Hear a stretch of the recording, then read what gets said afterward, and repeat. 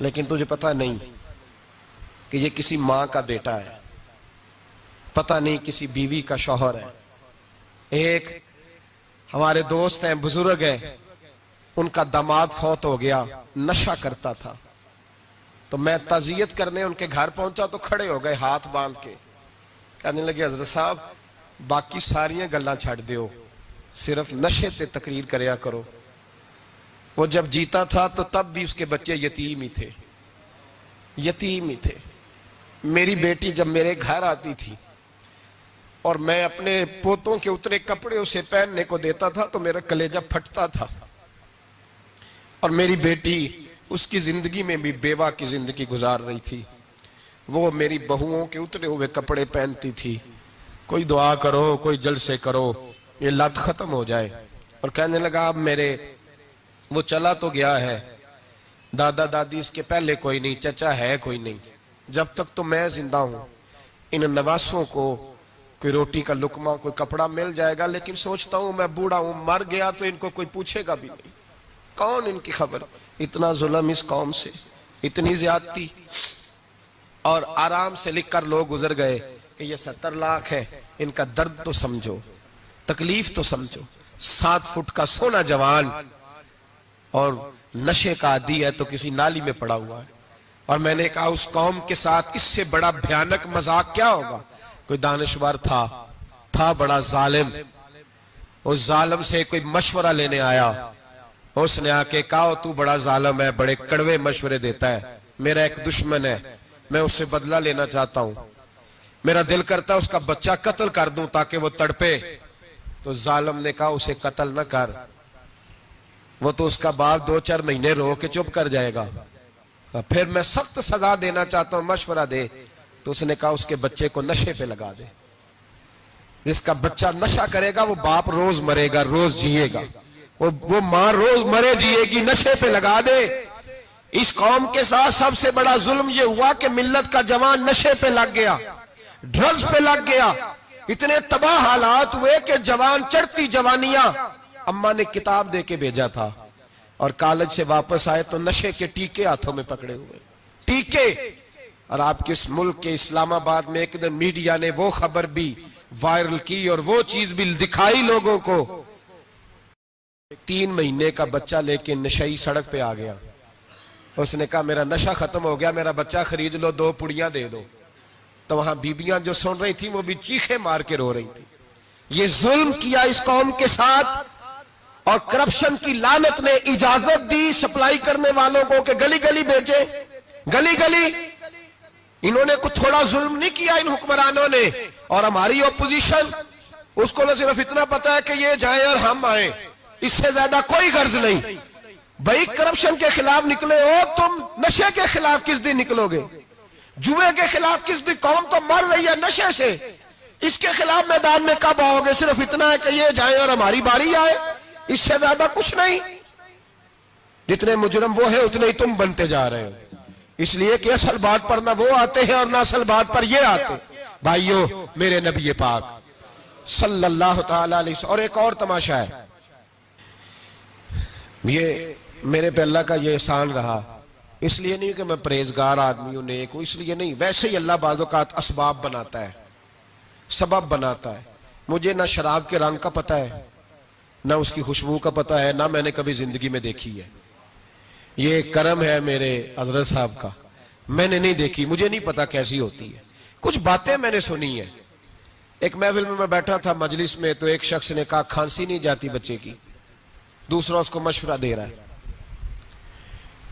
کھانسی نہیں جاتی، بڑی دوائی دیسی بھی فلاں بھی بڑی کھائی، مشورہ دیا اس کو کہ تو اس طرح کر، اس کو نا شراب کے 2-4 چمچے پلاؤ، کہتے ہیں جی اس کو نا یہ پلاؤ تو صحیح ہو جائے گی۔ تو میں نے پلٹ کے اس کی طرف دیکھا، میں نے کہا کوئی عقل کر، کیا مشورہ کرنا؟ مولانا میرا تجربہ ہے۔ میں نے کہا تیرا تجربہ افضل ہے یا رسول اللہ کا فرمان زیادہ افضل ہے؟ تیرا تجربہ افضل ہے۔ حضرت ام سلمہ رضی اللہ تعالیٰ عنہ کہتی ہے میں نے عرض کی یا رسول اللہ صلی اللہ علیہ وسلم، میری بچی بڑی بیمار ہے، تو مجھے کسی نے کہا ہے یہ تھوڑی سی نشے والی چیز ہے، یہ بنا کے تیار کر کے دو، صحیح ہو جائے گی، بیمار ہے بچی تو یہ نشے والی چیز ہے، اس کو تیار کر کے دو، تھوڑا نشہ ہے۔ اگرچہ بعض، میں نے شروع میں کہا، بعض لوگ مریض کو، سخت مریض کو ایسی ادویات جو مجبوری بن جائے اس کی گنجائش اور اجازت دیتے ہیں. محتاط علماء تو اس میں بھی بہت ساری چیزیں پہلے بیان کرتے ہیں، لیکن اس نے کہا جی نرا نشہ دینا ہے شفا کے لیے. تو حضرت ام سلمہ کہتی ہے میرے نبی پاک نے میری طرف دیکھا، میری طرف. تو میں نے کہا یا رسول اللہ آپ کیا فرمانا چاہ رہے ہیں؟ تو نبی پاک نے فرمایا ام سلمہ کبھی ناپاک چیز میں بھی شفا ہوئی ہے، کبھی ناپاک چیز میں بھی، کبھی شراب اور خمر میں بھی شفا ہو سکتی ہے. شفا رب کریم نے رکھی ہے پر شہد کے اندر رکھی ہوئی ہے، شفا اللہ نے رکھی ہے قرآن مجید میں رکھی ہوئی ہے. تو اس میں بھی کبھی یہ حضور نے بیان کیا ہے کہ اس کے اندر شفا ہو سکتی. تو امت کتنی دلیری کرتی ہے جو یہ مشورے دیتی ہے کہ اس کے اندر نشہ ہے، شراب ہے، تو کھانسی چلی جائے گی تو فلانی بیماری چلی جائے گی. نہ آؤ ان چیزوں پہ، نہ اپنے ایمان کو خرابی دو، اور نہ ایسی باتیں کرو جس سے کہ ڈائریکٹ رسول اللہ صلی اللہ علیہ وسلم کے واضح ارشادات کی مخالفت ہو. میرے نبی پاک صلی اللہ علیہ وسلم نے فرمایا. اور پھر کچھ لوگ کہتے ہیں تھوڑی پی ہے جی. اب تو میں تجزیے میں پڑھ رہا تھا کہ ایسی شراب ایجاد ہو گئی ہے، لوگ شراب پیتے ہیں اور وہ مست بھی رہتے ہیں، کار بھی چلاتے رہتے ہیں، کہتے ہیں جی نہیں ہمارا ذہن معاف نہیں ہوا تو یہ والی صحیح ہے، نشہ نہیں لاتی. میرے نبی پاک صلی اللہ علیہ وسلم نے فرمایا جس چیز کی تھوڑی مقدار، زیادہ مقدار حرام ہے اس چیز کی تھوڑی مقدار بھی حرام ہے. جس کی زیادہ مقدار حرام ہے اس کی تھوڑی بھی. تو خمر اور شراب اگر فل پینا جائز نہیں تو تھوڑی پینا بھی جائز. یہ حرام ہے اور حرام تھی اور قیامت تک حرام ہی رہے گی. میرے نبی پاک صلی اللہ علیہ وسلم نے منع کیا اور حضور نے اظہار ناپسندیدگی فرمایا. فرمایا 40 دن تو عبادت ہی قبول نہیں ہوتی شراب پینے والے جب تک سچی توبہ نہ کرے. ایک دن صحابہ بیٹھے تھے سارے، حضرت ابو بکر صدیق بھی تھے، فاروق اعظم بھی تھے، عثمان غنی بھی تھے، ڈھیر ساری تعداد تھی صحابہ کی، سارے تشریف فرما تھے. حضرت عبداللہ ابن عمر رضی اللہ تعالیٰ عنہ حدیث کے راوی ہیں اور مستدرک للحاکم کے اندر، ابن حبان کے اندر یہ روایت موجود ہے. فرماتے صحابہ نہ بات کر رہے تھے اور بات یہ کر رہے تھے کہ یار لوگوں کو گناہوں سے کیسے روکا جائے، لوگوں کو گناہوں سے گفتگو. صحابہ یہ کر رہے تھے. عبداللہ ابن عمر کہتے ہیں بیٹھے تھے اور یہ گفتگو کر رہے تھے کہ گناہوں سے پلاننگ جی ہوتی تھی. ان کی جو محفلیں ہوتی تھی نا بیٹھ کے، وہ خوش گپیاں نہیں ہوتی تھی بلکہ وہ تبلیغ کی، جد و جہد کی، لوگوں کو برائی سے منع کرنے کے لیے بیٹھتے تھے، اس پر منصوبہ بندی کرتے تھے، پلان کرتے تھے، آگے ترتیب دیتے تھے. گفتگو ہو رہی تھی تو اب آپس میں بات ہونے لگی کہ کون سا گناہ زیادہ برا ہے جس پر سب سے پہلے کام کیا جائے. تو دور ایک صحابی بیٹھے تھے، ان کا نام تھا عبداللہ ابن عمر. ایک عبداللہ بن عمر ہے اور ایک عبداللہ ابن عمر ہے.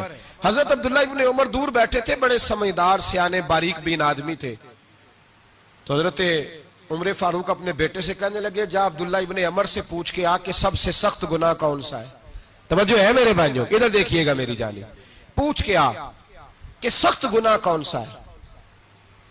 عبداللہ بن عمر رضی اللہ تعالیٰ عنہ کی خدمت میں جب عبداللہ ابن عمر گئے تو جا کے کہنے لگے کہ صحابہ پوچھتے ہیں کہ آپ نے زیادہ وقت گزارا ہے نبی رحمت صلی اللہ علیہ وسلم کے پاس، تو بتلائیے برا گناہ کون سا ہے، سب سے سخت گناہ، تاکہ سب سے پہلے اس پر پابندی لگائی جائے، اس پر محنت کی جائے. تو حضرت عبداللہ ابن عمر کہنے لگے صحابہ کو جا کے بتا دو کہ سب سے برا گناہ شراب پینا ہے، سب سے برا گناہ. اور یہ ام الخبائث ہے، برائیوں کی جڑ ہے، گناہوں کی ماں ہے، یہ بنیاد ہے. باقی گناہ اسی سے شروع ہوتے ہیں.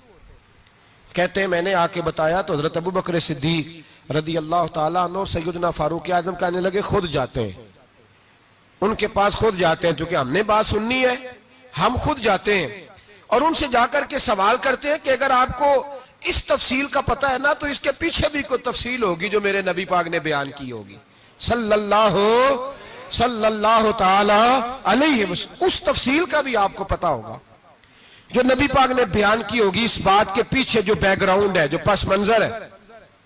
فرماتے ہیں کہ ہم اٹھے، عبداللہ ابن عمر کے پاس گئے، ان سے جا کے پوچھا کہ جناب آپ نے یہ تو فرمایا ہے شراب ام الخبائث ہے، تو اس کے پیچھے پس منظر کیا ہے؟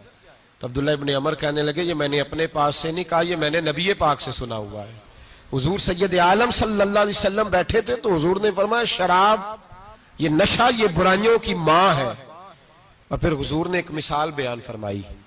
نبی رحمت علیہ السلام نے فرمایا بنی اسرائیل کا ایک واقعہ ہے. ایک خوبصورت جوان تھا تو ایک عورت کا دل آ گیا اس پر. یہ یاد رکھ لیں, ہم لڑکوں کو منع کرتے رہتے ہیں لیکن ہمیں گھر کی بچیوں پر بھی توجہ دینی ہوگی, ہمیں ان کے فون پر بھی نگرانی کرنی ہوگی, ہمیں وہاں بھی غور کرنا ہوگا. اس لیے کہ اگر کوئی بچی گنجائش نہ دے تو میرا خیال ہے کہ لڑکا جرت کرنے کی طاقت نہیں رکھتا. تو وہاں بھی ان کی اماں سے کہے کہ پابندی لگائے, بچی کسی کا موبائل لے کر کے کہیں اس کو استعمال تو نہیں کر رہی, اس پودے پر بھی توجہ دے, درخت بننے سے پہلے اس کی بھی نگرانی کریں, یہ بھی بڑا ضروری کام ہے. عورت کا دل آ گیا تو نبی پاک علیہ السلام فرماتے اس نے کوئی بہانہ لگایا, کسی کو کہا کہ اس نوجوان کو بلا کے لاؤ, اس کو کہو کہ ہم نے کوئی گواہی لینی ہے تجھ سے. وہ نوجوان آیا, ایک کمرے میں داخل ہوا تو اگلے کمرے میں لے گئے, وہاں داخل ہوا تو اس سے اگلے کمرے میں لے گئی, وہ داخل ہوا تو اسی طرح 7 مکفل کمروں میں لے گئی. میرے کریم رسول میرے محبوب پاک علیہ السلام فرماتے ہیں, صحابہ کو سمجھا رہے ہیں میٹھے لب و لہجے میں, فرماتے ہیں جب سب سے پچھلے کمرے میں لے گئی تو ایک لڑکا بندھا ہوا تھا وہاں رسیوں سے, شراب کا پیالہ پڑا ہوا تھا. اور بی بی کہنے لگی کوئی گواہی شواہی نہیں لینی, تجھے اس لیے بلایا ہے کہ تیرے اوپر دل آ گیا ہے, اب میرے ساتھ منہ کالا کر. تو وہ جوان کہنے لگا نہیں, میں نے اپنے نفس کو پاک رکھا ہوا ہے, میری نظر بھی پاک ہے, دل بھی پاک ہے, اور اس کی برکت یہ ہے کہ رب نے میری روح کو بھی پاک رکھا ہوا ہے, تو میں یہ حرکت نہیں کر سکتا. پاک لوگ پلید کاموں کی جانب توجہ نہیں کرتے, میں یہ حرکت نہیں کر سکتا. اقبال نے اپنے بیٹے کو دعا دی تھی, اس نے کہا تھا حیا باقی نہیں ہے زمانے کی آنکھ میں, خدا کرے کہ رہے تیری جوانی بے داغ, خدا کرے کہ رہے تیری جوانی بے داغ. کہا میرے ساتھ منہ کالا کر, اس نے کہا میں نہیں کرتا. کہنے لگی چل پھر اس کو قتل کر, اس کو میں نے باندھا ہوا. اس نے کہا میں قتل کیوں کروں, میری کیا دشمنی ہے. کہا پھر شراب پیو, کہا میں شراب بھی نہیں پیتا. تو کہنے لگی اب تو میں نے تجھے اپنے چنگل میں پھانس لیا ہے, اب تو یہاں سے بچ کے جا نہیں سکتا, اور اگر تو باہر جائے گا تو میں شور کروں گی, لوگ جمع کروں گی, اس نے میری عزت آبرو پہ ہاتھ ڈالا ہے, تو بچ تو نہیں سکتا, ایک کام تو کرنا پڑے گا. محبوب فرماتے ہیں اس نوجوان نے سوچا کہ زنا بھی بہت بڑا جرم ہے, قتل بھی بہت بڑا گناہ ہے, چلو اب مجبوری ہے تو شراب پی لیتا ہوں. لیکن وہ سمجھا نہ کہ شراب تو بنیاد ہے. اس نے ایک پیالہ جو پیا کہنے لگا ایک اور دے دو, دوسرا پیا تو کہنے لگا ایک اور دے دو. اب 3 پیالے 3 بوتلیں شراب جو پی چکا تو خماری چڑھ گئی. اب اس عورت کے قریب جانے لگا کہ میں تیرے ساتھ زنا کروں گا. اس نے کہا جب تک میں قریب نہیں آنے دوں گی جب تک تو اسے قتل نہ کرے. اس نے اسے قتل بھی کیا, زنا بھی کیا. تو محبوب فرمانے لگے یہ قتل اور زنا جو ہوا ہے تو یہ شراب کی وجہ سے ہوا ہے. گویا شراب وہ جرم ہے جو قتل بھی کرائے گی, جو زنا بھی کرائے گی. اور اگر آپ نشئی کو دیکھیں, اگر آپ شرابی کو دیکھیں تو کیا وہ ڈکیتیاں نہیں کرتا پھرتا, وہ چوریاں نہیں کرتا, وہ اپنی ہی ماں کا زیور نہیں بیچ آتا, وہ اپنی ہی بہن کا پڑا ہوا جہیز نہیں بیچ آتا, وہ اپنے ہی گھر میں ڈاکے نہیں ڈالتا, وہ اللہ کے گھر مسجد میں آ کر کے چوری نہیں کرتا. وہ صرف اس لیے کرتا ہے کہ یہ نشہ, یہ شراب یہ ماں ہے گناہوں کی, یہ جڑ ہے. ملت کے لوگوں یاد رکھو, اس امت اس پاکستان کے ساتھ جہاں بہت سارے ظلم ہوئے وہاں بڑا ظلم یہ ہے کہ بہت بڑا طبقہ جوانوں کا نشے کا عادی ہے. وہ نشہ انہیں عشق مجازی اور عورتوں کے عشق کی جانب لا رہا ہے. وہ نشہ چوریاں کرا رہا ہے, قتل کرا رہا ہے, ڈکیتیاں کرا رہا ہے. بہت بڑے ظالموں نے بہت بڑے ہاؤس بنائے ہوئے ہیں جن کے اندر شراب فراہم کی جاتی ہے, نشہ دیا جاتا ہے. میں نے تو ایسے ایسے لفظ سنے کہ الیکشن کے دنوں میں ووٹ لینے کی خاطر سیاستدان انہیں نشہ فراہم کرتے ہیں, انہیں باندھ کے رکھتے ہیں, روز تمہیں پڑیا ملے گی, ووٹ ہمیں ڈالنا. اتنا ظلم, اتنی زیادتی, اتنا جبر, ایک انسان کے ساتھ کھیلنا. لوٹ آؤ, پکڑو ان کا دامن, اپنے گھروں کو بچاؤ. اپنے دوستوں کو بچاؤ. جاگو جاگو امت کے لوگوں جاگو. میرے نبی پاک صلی اللہ علیہ وسلم کے کلمہ گو لوگوں کو بچاؤ. ان پر اگر سختی کرنی پڑتی ہے تو کرو, پیار کرنا پڑتا ہے تو کرو, محنت کرو, جدوجہد کرو.